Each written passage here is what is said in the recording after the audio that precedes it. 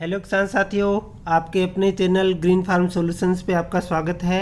और आज मैं आपको जो हमारे green house, poly house, net house और ओपन फील्ड में जो हम खीरा लगाते हैं उसमें जो डंपिंग बीमारी आती है खीरे का बीज लगाते ही, उसके ऊपर आपको पूरी तकनीकी जानकारी देने वाला हूँ। इसको हम कैसे इससे बच सकते हैं, सबसे सस्ता इलाज कौन सा है वो मैं बताऊँगा।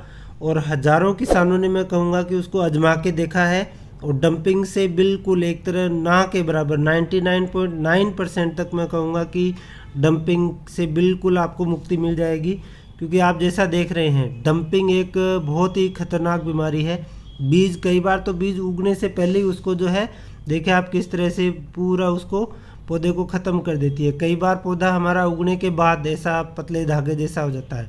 जो क्राउन रीजन है, उस क्राउन पार्ट के ऊपर जो डंपिंग है वो अटैक करती है। जो हमारा जो जड़ें हैं वो एकदम स्वस्थ रहती है। तो इस डंपिंग के अंदर मैं कहूँगा कि 3-4 तरह की जो फंजाई है, मेनली जैसे राइजोक्टोनिया, फ्यूजेरियम, इसके अलावा पीथियम, इनकी कई सारी जो स्पीसीज है फंगस की, वो इसके अंदर शामिल रहती है।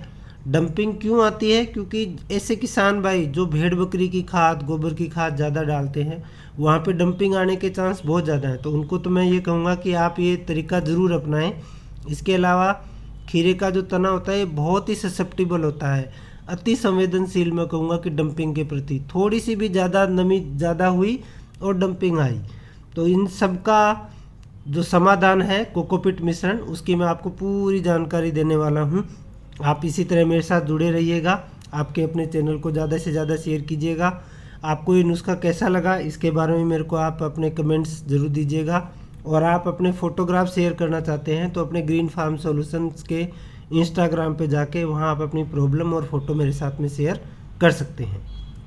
तो इसको कोकोपीट मिश्रण को बनाने के लिए हमको 3 चीज़ें चाहिए। एक कोकोपीट चाहिए, बहुत अच्छी क्वालिटी का नहीं हो तो भी चलेगा, नॉर्मल क्वालिटी का आप ले लें।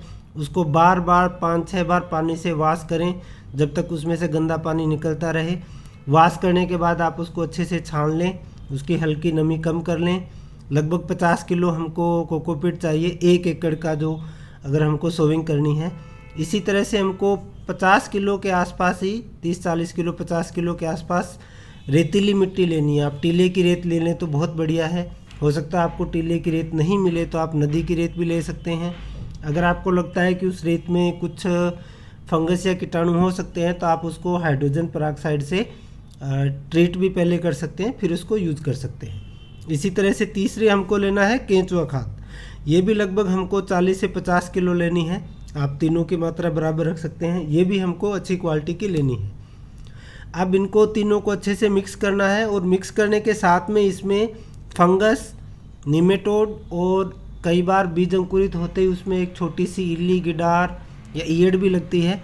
उसके लिए हमको ट्राइकोडर्मा लगभग 250 ग्राम, सूडोमोनास 250 ग्राम, बेसिलोमाइसिस 250 ग्राम और कोई दीमक और कीड़े से बचने के लिए फिप्रोनिल जो लिक्विड में आती है वो हमको 100 ml लेनी है।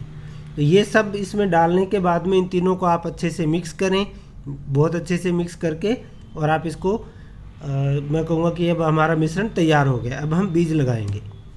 तो बीज लगाने के लिए आप छोटे, जैसे इसमें दिख रहा है, किसान ने लगभग 1 इंच से ज़्यादा गहरा खड्डा नहीं करना है। लगभग हमारा 2.5-3 इंच तक का घेरे का ऐसा खड्डा कर सकते हैं। आप चाहें तो डायरेक्ट भी, पहले मिट्टी हमारी गीली होनी चाहिए, उस गीली मिट्टी के अंदर हमको हल्का सा यही 1 इंच गहरा खड्डा करके बीज लगाना है। और बीज लगाने के बाद उसके ऊपर मिट्टी नहीं डालनी है, उसके ऊपर ये कोकोपीट जो मिश्रण है ये हमको डालना है। देखिए इस तरह से, ये स्टेप बाय स्टेप जैसा मैंने दिखाया इसमें, इस तरह से, यानी बीज के ऊपर हमको मिट्टी की जगह जो हमने ये कोकोपीट मिश्रण तैयार किया है ये थोड़ा सा डालना है। लगभग 1 इंच गहरा हमारा बीज रहेगा इसमें। ये देखिए इस तरह से हमारे इकबाल भाई हैं, ये पिछले 2 साल से इसको यूज़ कर रहे हैं। उनके साथ में रजाक भाई हैं और बहुत ही अच्छे जो रिजल्ट हैं इसके मिले हैं। जैसा मैंने कहा, सैकड़ों किसानों ने इसको यूज़ किया है। अभी इसके अलावा और क्या फ़ायदे? डंपिंग तो हमारी रुकेगी। मिश्रण नरम रहता है, सॉफ्ट रहता है, तो आपका बीज आसानी से उगता है। हवा और पानी का अनुपात जैसा हम चाहते हैं वैसा बीज के पास में बना रहता है। बीज कई बार गहरा लग जाता है तो उगता नहीं है, तो वो समस्या भी यहाँ पे नहीं आएगी। बेड में मिट्टी, कई बार मिट्टी में नमी ज़्यादा हो जाती है, उससे डंपिंग आती है, तो वो ज़्यादा नमी की भी आपको प्रॉब्लम नहीं रहेगी, क्योंकि जहाँ पे हमारा पौधा उगेगा, जो क्राउन रीजन है, वहाँ पे ये कोकोपीट मिश्रण होने के कारण वो बड़ा सॉफ्ट रहेगा, वहाँ पे नमी पर्याप्त रहेगी, ना ज़्यादा रहेगी ना कम रहेगी। डंपिंग के चांस जैसे मैंने कहा 99.9% ख़त्म हो जाएंगे, और उचित नमी कारण जो हमारा बीज है वो बहुत अच्छा उगेगा। यहाँ पे आप देखें किस तरह से जो बीज है स्टेप बाय स्टेप जो उसका अंकुरण हुआ है, बहुत ही अच्छा अंकुरण हुआ है। यहाँ पे भी आप देख सकते हैं कि बहुत अच्छा अंकुरण हुआ है। और ये हमारे इकबाल भाई की क्रॉप है, आप देख सकते हैं कि उसी कोकोपीट पे लगाने के बाद में कितनी अच्छी जो हमारी क्रॉप हुई है। तो थैंक यू सो मच। मैं कहूँगा कि ऐसे किसान भाई जिनको ये समस्या ज़्यादा आ रही है वो कोकोपीट मिश्रण के द्वारा ही बीज लगाएं। डंपिंग से 99.9% या ऑलमोस्ट मैं कहूँगा 100% आप उसे निदान पाएँ। Thank you.